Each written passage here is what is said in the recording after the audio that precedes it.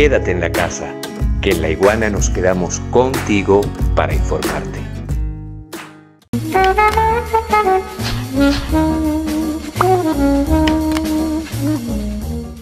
Que según las encuestas del Centro Estratégico Latinoamericano de Geopolítica, CELAC, la intención de voto da a la candidata de la lista respaldada por Lenín Moreno 1.2%. Es decir, nadie cree en Lenín Moreno. Y lo peligroso aquí es que Lenín Moreno, para tratar de ganarle al candidato de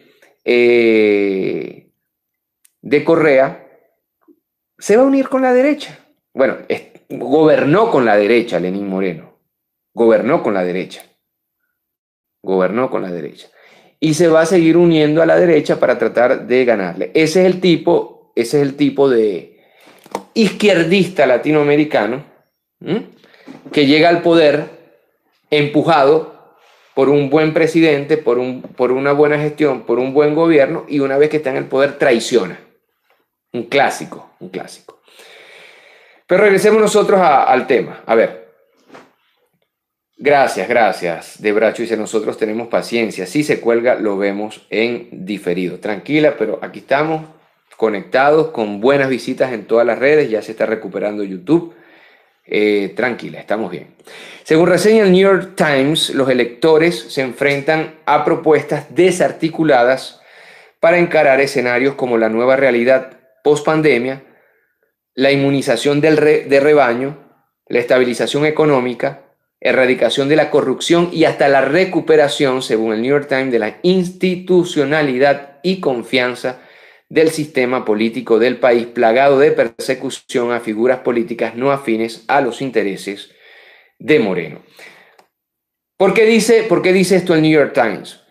Porque uno de los casos más emblemáticos de la persecución política con instrumentos jurídicos es precisamente el caso de Ecuador y el caso de Lenín Moreno, que llegó al poder de la mano de Rafael Correa, pero que finalmente, al llegar al poder, comenzó a gobernar con la derecha. Y esto evidentemente también tiene que ver, insisto yo, como lo dije al inicio del programa, con un presidente Correa que termina de ser presidente en Latinoamérica y se va a Europa a descansar, a estudiar, a ocuparse de la familia. Todas razones respetables desde el punto de vista subjetivo, íntimo, pero desde el punto de vista político, evidentemente esto costó muy caro al pueblo ecuatoriano. ¿Cuál es el contexto socioeconómico del país y cuáles son los desafíos? Si nosotros no entendemos el contexto socioeconómico, no podemos entender las elecciones actuales en Brasil. Ecuador va a elecciones con una deuda con el Fondo Monetario Internacional, FMI, de 6.500 millones de dólares. Yo lo repito. Ecuador va a elecciones con una deuda con el Fondo Monetario Internacional de 6.500 millones de dólares. La deuda fue contraída en el marco del llamado Servicio Ampliado, por sus siglas SAF, bajo el argumento de proteger vidas y medios de vida durante la pandemia del COVID-19, y continuar apoyando los esfuerzos de Ecuador para estabilizar la economía. Importante este dato que les vamos a traer, porque según reseña el diario El Comercio de Ecuador, por un lado están quienes afirman que el acuerdo es un tanque de oxígeno necesario para cubrir el profundo déficit fiscal, apuntalar la dolarización y enfrentar los costos inmediatos de la pandemia. Para otros sectores políticos, el acuerdo representa una amenaza a los derechos constitucionales establecidos si no se transparentan los términos de la deuda y se implementan a cambio de un ajuste de recorte neoliberal. Hay que tener en cuenta que antes de la pandemia Ecuador se había posicionado en el puesto 56 entre 66 mercados emergentes clasificados por la revista The Economics en función de su solidez financiera.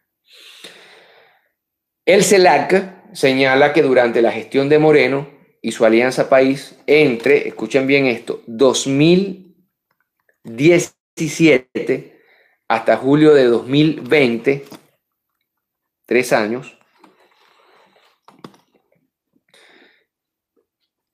el Banco Central de Ecuador, BCE por sus siglas, recibió 34.2 mil millones de dólares, de los cuales 27.3 mil millones de dólares, 80%, provienen de deuda externa y 6.7 mil millones de dólares, es decir, un 20% de divisas del petróleo. La pregunta que todos los ecuatorianos y las ecuatorianas están haciendo es, ¿qué pasó con estos ingresos? Porque Ecuador no está bloqueado ni sancionado como por ejemplo Venezuela por los Estados Unidos, por la Unión Europea. Todo lo contrario, Ecuador es una niña mimada, fue una niña mimada de Donald Trump. Entonces, ¿qué pasó con estos ingresos?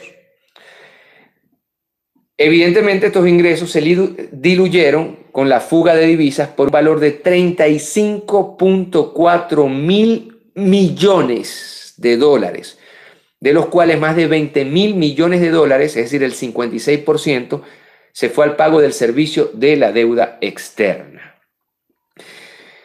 ¿Cómo entonces Moreno destruyó la economía ecuatoriana y ahora se trata de 1.200 millones de dólares en reservas y una deuda externa mayor al 50% del PIB? Ustedes están escuchando estas cifras, ¿no? 1.200 millones de dólares en reservas y una deuda externa mayor al 50% del PIB. Por eso, cuando los mercados, cuando Wall Street, cuando Washington, cuando la Unión Europea te soban y te felicitan mucho, es que ellos están ganando plata, no tu pueblo, no tu pueblo.